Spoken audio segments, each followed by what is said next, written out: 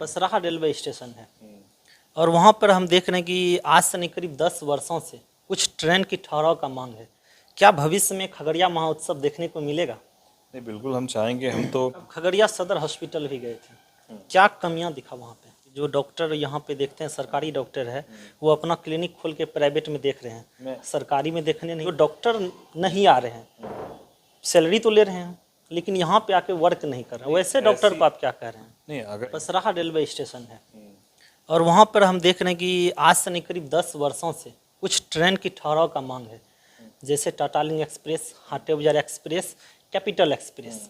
और आज 10 वर्षों में वहाँ के लोगों को ये मौका नहीं मिला कि ये तीनों ट्रेन ठहर सकें और आपसे अपेक्षा है। नहीं, रेल की ठहराने, आपको ये बात ध्यान में था? हाँ बिल्कुल, मेरे लिस्ट में और भी बहुत सारी चीज़ें हैं रेल के ठहराव के लिए भी, और साथ ही साथ अलौली जो स्टेशन बनकर पूर्ण हो चुका है लेकिन सिर्फ मालगाड़ी अभी तक आ पा रही है। और बहुत लोग इनका मजाक भी उड़ाते हैं अलौली रेलखंड का, क्योंकि माननीय रामविलास पासवान जी का सपना था कि ट्रेन को अपने जीते जीवन में वो चला सके, और शायद यहाँ से 10 साल सांसद रहने के बाद भी ट्रेन नहीं चल पाया।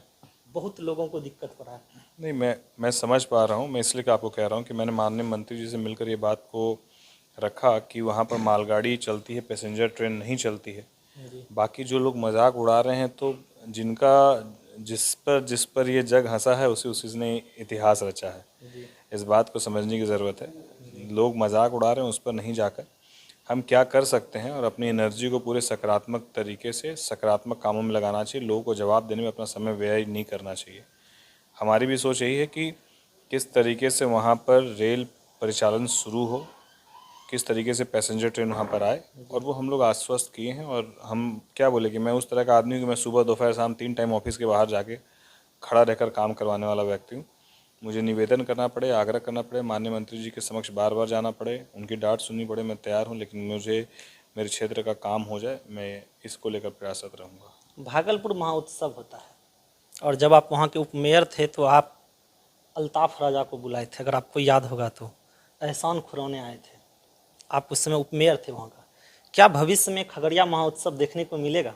नहीं, बिल्कुल हम चाहेंगे। हम तो उससे बड़े प्रोग्राम को लेकर सोच रहे हैं क्योंकि कि इसलिए हम बोल रहे हैं कि आप उपमेयर होते हुए और उतना सौंदर्य रूप से आप भागलपुर महोत्सव मनाए थे और खगड़िया महोत्सव नहीं मनता है। नहीं, मैं उससे बड़े स्तर पर खगड़िया में चाह रहा हूँ कि खगड़िया की पहचान जो है वो किस तरीके से स्टेट लेवल में तो बहुत अच्छी हो और नेशनल लेवल में इसको कहीं पहचान मिले। जी। और उसके बहुत सारे हमारे पास जो है कारण हैं कि पहचान दिलाने के लिए। तो मेरी एक यही इच्छा है कि किस तरीके से फूड प्रोसेसिंग से रिलेटेड यहाँ पर एक सेमिनार हो, यहाँ पर एक फूड पार्क को लेकर जो है एक कंडक्ट कराया जाए कि अलग अलग जो है एजेंसीज आएँ, फैक्ट्रियाँ आएँ, उद्योगपति आएँ, यहाँ क्या संभावनाएं हो सकती है। मतलब अलग अलग हेल्थ से रिलेटेड हो, एजुकेशन से रिलेटेड हो, इंडस्ट्री से रिलेटेड हो, ये हम लोग जो है एक सेमिनार कंडक्ट करके यहाँ पर संभावनाओं को तलाशने के लिए, उनको बताने के लिए, उन तमाम चीज़ों पर। लेकिन तब उनको लाने की ज़रूरत है जब यहाँ हम लोग बेहतर सड़क कर दें, बिजली की व्यवस्था सुनिश्चित कर दें। क्योंकि आप किसी को लेकर आते हैं तो उनको आप ये तमाम चीज़ें बता पाएंगे ताकि वो यहाँ पर उद्योग लगाए या अपना व्यापार को आगे बढ़ाए। तो हम लोग उससे रिलेटेड चीज़ें जो आप बोले खगड़िया उत्सव हम लोग बड़े स्तर पर करेंगे और उसमें बहुत सारी मुख्य चीज़ें जो यहाँ की। कब तक में करने का विचार है? नहीं, इसको समय सीमा पे बांधा नहीं जा सकता है, इस पर बहुत काम करने की ज़रूरत है।